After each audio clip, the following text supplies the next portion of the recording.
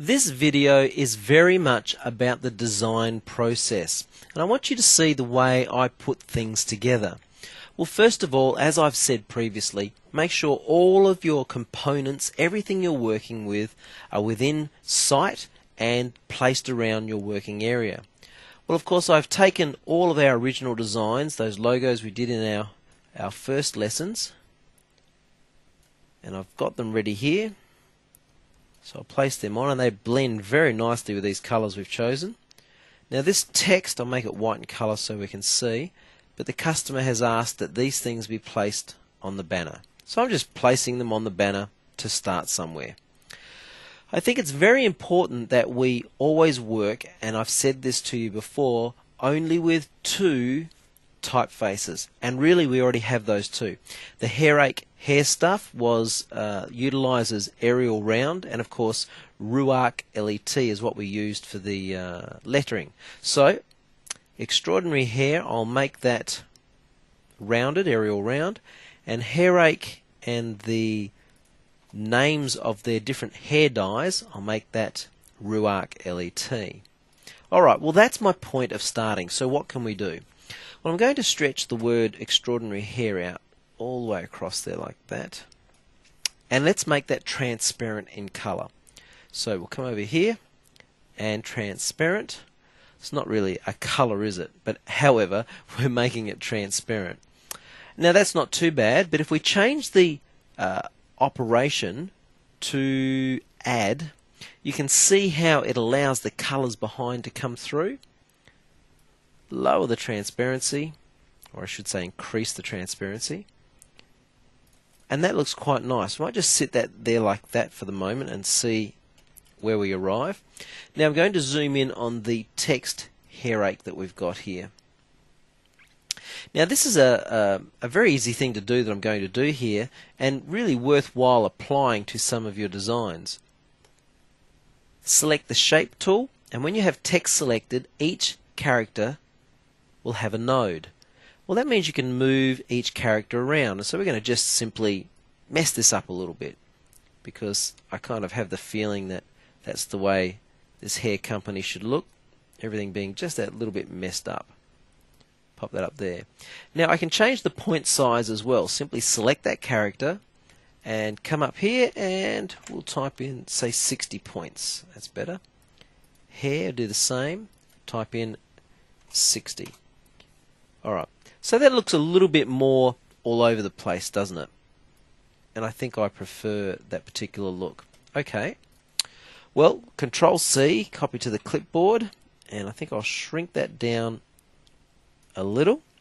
Again, I'm going to make this transparent, uniform, and let's just try an alternate one, difference. And this is what I do. I go through and I try various operations and see what things look like.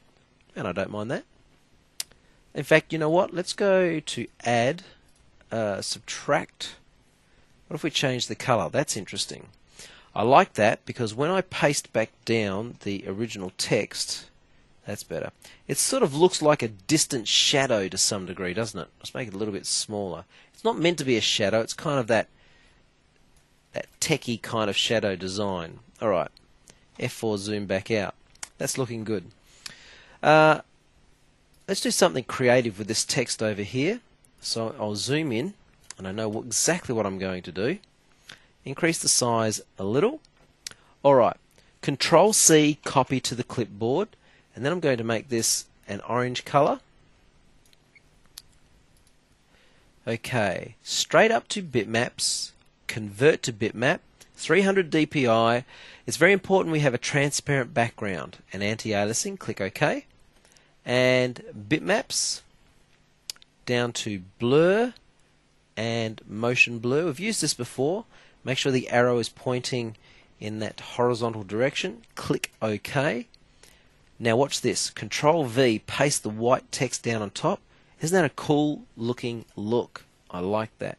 Group that. In fact, you know what we'll do is we'll crop what's underneath first of all. Just there like that. Double click. And then we'll group those together. And group. And for something different, I'll move this over here and skew down a little, and maybe skew back a little.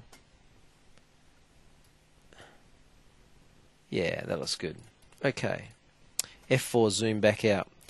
I'm going to take this hair rake, and remember we put it on the business card in the corner, copy here, and do the exact same thing.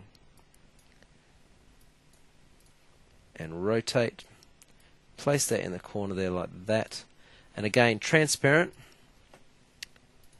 uniform, and we'll go with add. And what do you think? How cool does that look? Pop that back over there a bit, make it a little bit bigger, and right click and drag, copy here, and I might just flip that up the other way, finger on the control key, make it a little smaller, and maybe change the color to yellow.